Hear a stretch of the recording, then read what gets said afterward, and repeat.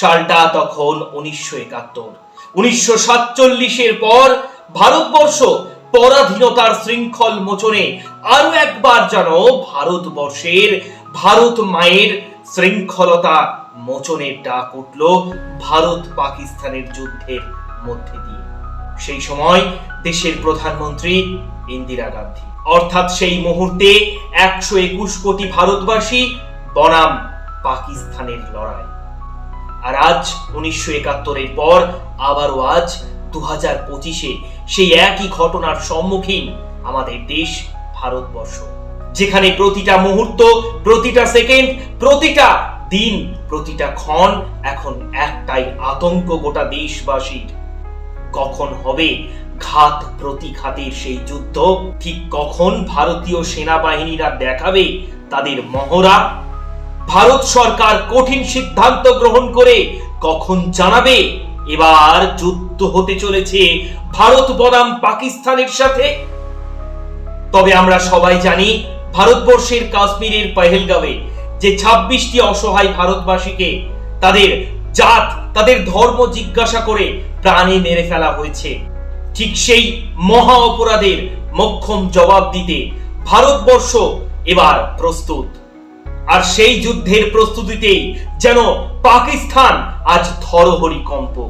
আর ঠিক এসবের মাঝেই যখন আজ 2025 সালে দাঁড়িয়ে 140 কোটি ভারতবাসীর একটাই উৎকণ্ঠা, কবে হবে যুদ্ধ? আর ঠিক সেই মুহূর্তেই এবার ভারত সরকার যেন সকলকে জানিয়ে দিল যে কোনো সময়, যে কোনো মুহূর্তে, যে কোনো ক্ষণে বেজে উঠতে পারে সাইরেন। তাই প্রস্তুত থাকুন সবাই। এক অজানা শব্দ কানে ভাসতেই প্রস্তুত হয়ে উঠুন সবাই, কারণ ইতিমধ্যেই গোটা ভারতবর্ষে 244টি শহরে ঘোষণা করে দেওয়া হয়েছে আজ 7ই মে মক ড্রিলের, যেখানে প্রতিটি শহরে ভারতীয় সেনাবাহিনী দ্বারা, পুলিশ প্রশাসন দ্বারা সাধারণ মানুষকে, আম জনতাকে কিভাবে এই যুদ্ধের পরিস্থিতির মাঝে সুরক্ষা প্রদান করা যায়, কিভাবে তারা নিজেদের সুরক্ষা নিজেরা করবেন, নিজেদের পরিবারকে সুরক্ষিত রাখবেন, আজ সেই পরিস্থিতি নিয়েই এক মক ড্রিলের মাধ্যমে গোটা ভারতবর্ষকে সচেতন করা হবে। কারণ যুদ্ধ আসন্ন, পালানোর আর কোনো পথ নেই, নিস্তার নেই পাকিস্তানের। সময় এসেছে পাকিস্তানকে তার অপরাধের যোগ্য জবাব দেওয়ার।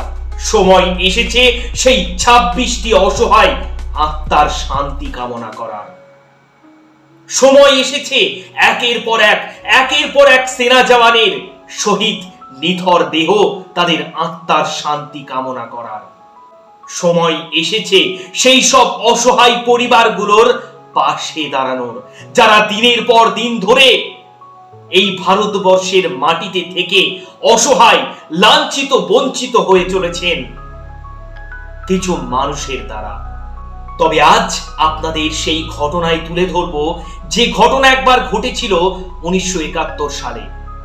কিন্তু এই 1971 সালের মানুষেরা কিভাবে সেই সমস্যার সম্মুখীন হয়েছিল, কিভাবে তারা রক্ষা করেছিল নিজেদেরকে, আর আজ 2025 সালে দাঁড়িয়ে সেই একই ঘটনার সম্মুখীন হয়ে কিভাবে আপনি নিজেকে রক্ষা করবেন, কিভাবে নিজেকে রক্ষা করার সাথে সাথে রক্ষা করবেন আপনার পরিবারকে, আপনার শুভাকাঙ্ক্ষীকে, আপনার বন্ধু বান্ধবকে। নমস্কার, আমি কৌস্তব চক্রবর্তী, আপনারা দেখছেন শিবের বাড়িতে জগন্নাথ। আজ আপনাদের সামনে এমন একটি গুরুত্বপূর্ণ ভিডিও নিয়ে আমি হাজির হলাম, যে ভিডিওটির একটি সেকেন্ড স্কিপ করা মানেই নিজের ক্ষতি নিজের ডেকে আনা। কারণ আজ হয়তো আমরা সবাই জানি ভারত সরকার ইতিমধ্যেই যুদ্ধের দামামা ঘোষণা করে সেনাবাহিনীদের যুদ্ধক্ষেত্রে পাঠিয়ে দিয়ে গোটা ভারতবাসীকে সজাগ করে দিয়েছে। আজ দেশের 244টি শহরে মক ড্রিল করা হবে, যেখানে প্রতিটি পদে পদে প্রশিক্ষণ দেওয়া হবে কিভাবে এই দুর্দিন থেকে, কিভাবে আসন্ন এই ভয়াবহ পরিস্থিতি থেকে নিজেকে রক্ষা করবেন। তবে আজ আসি 1971 সালের সেই ঘটনা নিয়ে, যে সময় ইন্দিরা গান্ধী প্রধানমন্ত্রী ছিলেন। হঠাৎ করে 1971 সাল, হঠাৎ করেই ভারত পাকিস্তানের মধ্যে যুদ্ধের ঘোষণা করে দেওয়া হলো। ঠিক আজকের মতোই 1971 সালেও গোটা পৃথিবীকে জানিয়ে দেওয়া হলো ভারত বনাম পাকিস্তানের যুদ্ধ হতে চলেছে এই 1971 সালে। তবে সময়টা আজকে থেকে বহু পূর্বের হলেও সেই সময় অত্যাধুনিক প্রযুক্তি আজকের দিনে দাঁড়িয়ে ঠিক তেমন ছিল না। আর সেই দরুন 1971 সালে এই যুদ্ধের পরিস্থিতির সম্মুখীন হয়ে ভারতবাসী নিজেদেরকে রক্ষা করার জন্য কিছু গোপন কৌশল তারা ব্যবহার করেছিল। আর যে কৌশলের জোরেই তারা নিজেদেরকে সেই 1971 সালের ভারত পাকিস্তানের যুদ্ধ থেকে নিজেদেরকে রক্ষা করেছিল। 1971 সালে যখন যুদ্ধের ঘোষণা করা হলো, ঠিক সেই মুহূর্তেও দেশের প্রত্যেকটি বড় বড় শহরে বসিয়ে দেওয়া হলো এমার্জেন্সি সাইরেন। কিলোমিটারের পর কিলোমিটার পথ সেই সাইরেন যখন বেজে উঠবে, সেই সাইরেনের আওয়াজ কানে ভেসে আসতেই তারা সজাগ হয়ে যাবে। আর ঠিক তেমন করেই দেশের প্রত্যেকটি বড় বড় শহরে বসিয়ে দেওয়া হলো একেবারে যুদ্ধকালীন পরিস্থিতিতে সাইরেন। আর সবচেয়ে আশ্চর্যের ঘটনা হলো 1971 সালে যখন ঠিক আজকের মতোই যুদ্ধের পরিস্থিতির সম্মুখীন হয়েছিল এই দেশ, ঠিক সেই মুহূর্তে দেশের প্রত্যেকটি রেল স্টেশনকে বন্ধ করে দেওয়া হয়েছিল। এমনকি দেশের যেসব দূরপাল্লার ট্রেন রাত্রিবেলায় চলে, সেই সব ট্রেনের আলো নিভিয়ে দিয়েই তাদেরকে যাতায়াত করতে বলা হলো। আর ঠিক সেই সময় দেশের প্রত্যেকটি ট্রেন রাত নামতেই তাদের হেডলাইট নিভিয়ে দিত। দেশের প্রত্যেকটি কলকারখানা থেকে শুরু করে প্রত্যেকটি অফিস আদালত, দেশের প্রত্যেকটি সরকারি কর্মক্ষেত্রকে রাতারাতি এক ছদ্মবেশী কাপড় বা কালো কাপড় দিয়ে ঢেকে দেওয়া হয়েছিল, যাতে করে শত্রুপক্ষ তারা যদি আকাশপথে আসে তারা যেন বুঝতে না পারে যে এখানে একটি কলকারখানা রয়েছে বা এখানে একটি অফিস রয়েছে। এমনকি 1971 সালে আজকের এই যুদ্ধ পরিস্থিতির মুহূর্তেই গোটা ভারতবাসীকে সচেতন করার জন্য, গোটা ভারতবাসীকে সুরক্ষিত রাখার জন্য কার্যত গৃহবন্দী করে দেওয়া হয়েছিল। রাত্রিবেলায় কাউকেই বেরোতে দেওয়া হতো না, নিষেধ করে দেওয়া হয়েছিল বাইরে বেরোনোর। স্কুল, কলেজ, অফিস, আদালত কিছুদিনের জন্য বন্ধ রাখা হয়েছিল শুধুমাত্র সুরক্ষার কারণে। এই সন্ধ্যেবেলায় বাড়ির প্রত্যেকটি আলোকে নিভিয়ে দেওয়া হতো। আর ঠিক সেই দিনও ভারতবর্ষের কিছু প্রতিপত্তিশালী মানুষ তাদের বাড়িকেও ঢেকে ফেলেছিল কালো কাপড় দিয়ে, যাতে করে শত্রুপক্ষ তাদের অবস্থান বুঝতে না পারে। এমনকি রাস্তায় বা পথে ঘাটে যে স্ট্রিট লাইট আমরা দেখতে পাই, সেই স্ট্রিট লাইটকেও বন্ধ করে দেওয়া হয়েছিল ওই যুদ্ধ পরিস্থিতির মাঝে। তবে সেই সময় এত উন্নত প্রযুক্তি ছিল না, ছিল না ফেসবুক, ছিল না সোশ্যাল মিডিয়া, এক্স হ্যান্ডেল, ছিল না কারোর হাতে অ্যান্ড্রয়েড ফোন। তাহলে কিভাবে তারা এই যুদ্ধ পরিস্থিতির প্রতিটি মুহূর্তের খবর তারা পেতেন? হ্যাঁ, সেই সময় ব্যাটারি চালিত রেডিওর দ্বারাই তারা প্রতিটি মুহূর্তের খবর তাদের কানে আসতো। তারা একটি খবর পাওয়ার জন্য অপেক্ষা করত 24 ঘন্টার, কারণ সকালবেলায় ঘুম থেকে উঠেই তারা সংবাদপত্রের মাধ্যম দিয়েই দেশের বর্তমান পরিস্থিতির কথা জানতে পারত। রাত হলে কোনো যাত্রীবাহী বিমান আর আকাশ পথে উড়তো না, এমনকি জলপথেও কোনো জাহাজ চলতো না। দেশের প্রত্যেকটি মন্দিরকেও সুরক্ষিত রেখে তাদের এক ছদ্মবেশী কাপড়, সেই সময় সেই কাপড় দিয়ে মন্দিরকে ঢেকে দেওয়া হয়েছিল, কারণ যাতে করে শত্রুপক্ষ বুঝতে না পারে এখানে একটি মন্দির রয়েছে।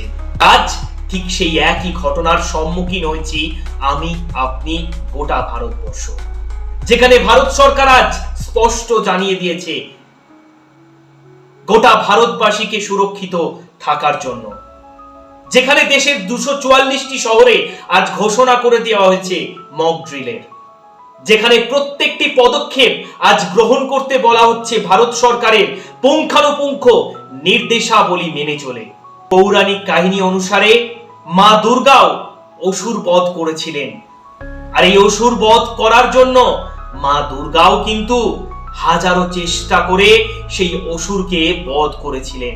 তাই আজ পাকিস্তানের মতন অসুরকে বধ করতে গেলেও বিভিন্ন কৌশল আমাদেরকে পুঙ্খানুপুঙ্খভাবে মেনে চলতে হবে, সতর্ক থাকতে হবে, আর নিজেকে সুরক্ষিত রেখে নিজের পরিবারকে সুরক্ষিত রাখতে হবে। কারণ এই ভারতবর্ষের বুকে আজ এক ভয়াবহ দিন আসন্ন, যেখানে হয়তো 1971-এর মতন আজ 2025 সালেও আবারও বাঁধতে চলেছে যুদ্ধ। তাই ভারত সরকার এও জানিয়ে দিয়েছে আগাম প্রত্যেকটি বাড়িতে কিছু খাবার মজুত করে রাখার জন্য, কিছু অর্থ নিজের কাছে রাখার জন্য। সকলকেই এই পরিস্থিতির আগাম সতর্ক বার্তা দেওয়া হয়েছে এবং তাদেরকে তৈরি থাকতে বলা হয়েছে আসন্ন এই ভয়াবহ দিনের কারণে। আর সর্বোপরি এখন করণীয় আমাদের একটাই, আর সেটি হচ্ছে যারা আজ আমাদের পরিবারের সুরক্ষার জন্য ঠিক সেই যুদ্ধস্থলে গিয়ে তারা যুদ্ধ করছে, আজ শুধু একটাই অনুরোধ আপনাদের সকলের কাছে।